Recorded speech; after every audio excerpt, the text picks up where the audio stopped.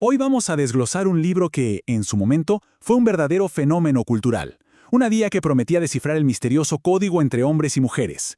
Los hombres son de Marte, las mujeres son de Venus, de John Gray.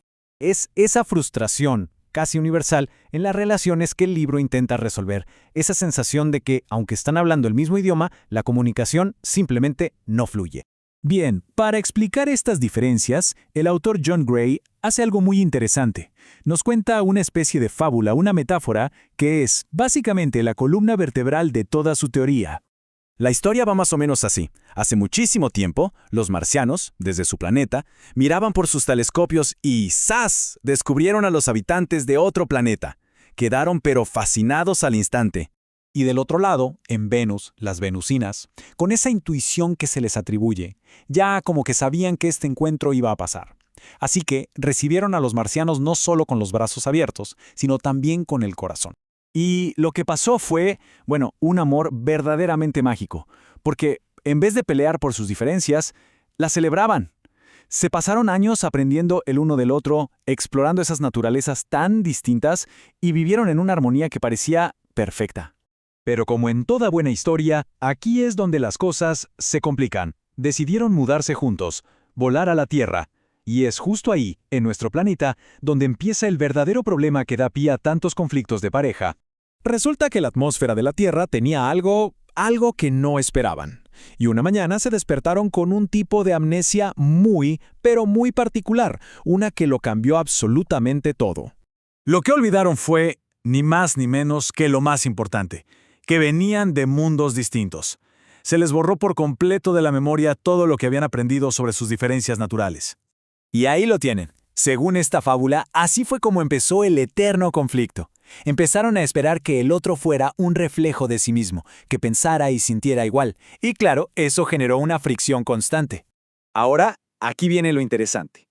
Esta metáfora tan potente no salió de la nada, no es solo un cuento. Nació de un momento de crisis, uno muy real y muy intenso, en la vida del propio autor. Pensemos en la escena, un agotamiento total. Acababa de nacer su hija, y Bonnie, su esposa, llevaba todo el día con un dolor terrible porque se le habían acabado los analgésicos. Cuando John llega a casa, no capta la magnitud de lo que está pasando, y la situación simplemente explota. Y él, sintiéndose culpado, irritable, sin saber qué hacer, reacciona como el libro diría que reacciona un marciano. Se retira. Se da la vuelta y se va directo a la puerta para escapar de la pelea. Pero justo en ese momento, Bonnie le dice algo que lo frena en seco. Con una vulnerabilidad increíble, le pide: por favor, ven y abrázame. No tienes que decir nada, solo, por favor, no te vayas. Y ese es el momento clave de toda esta historia. En ese preciso instante, John Gray tiene una revelación. Un verdadero ajá. Se da cuenta de que todos sus intentos por dar soluciones o por defenderse eran completamente inútiles. Ella no necesitaba un plan. Necesitaba consuelo. Necesitaba un abrazo. Ese momento tan personal, tan revelador, se convirtió en el motor de una investigación que le tomaría 7 años. 7 años dedicados a entender por qué hombres y mujeres reaccionamos de formas tan diferentes ante el estrés y el conflicto. Y que no se piense que fue algo teórico, ¿eh? Sus ideas fueron puestas a prueba y validadas por nada más y nada menos que 25,000 personas que pasaron por sus seminarios, compartiendo sus propias historias. Y esto nos lleva a una de las diferencias clave que el libro señala. Por un lado, los marcianos que valoran la competencia tienden a ofrecer soluciones. ¿Por qué? Porque para ellos, arreglar el problema es la forma de ayudar. Pero por el otro, las venusinas, que valoran la conexión, tienden a dar consejos para mostrar apoyo. El problema es que, sin querer, ese consejo puede hacer que un hombre se sienta criticado o incompetente. Así que, al final, la lección principal del libro es bastante directa. Las relaciones no tienen por qué ser una lucha constante. La tensión aparece cuando se nos olvida que somos diferentes y empezamos a exigirle a la otra persona que sea como uno mismo. Y el efecto de esta idea que parece tan simple fue, para muchas parejas fue como un milagro. Para entenderlo mejor, veamos cómo este conocimiento transformó la vida de una pareja real, una que fue a uno de sus seminarios. Les presento a Susan y Jim. Llevaban 9 años de casados y la cosa no iba bien. El amor se había vuelto pura frustración, la pasión había desaparecido y de hecho ya estaban planeando el divorcio.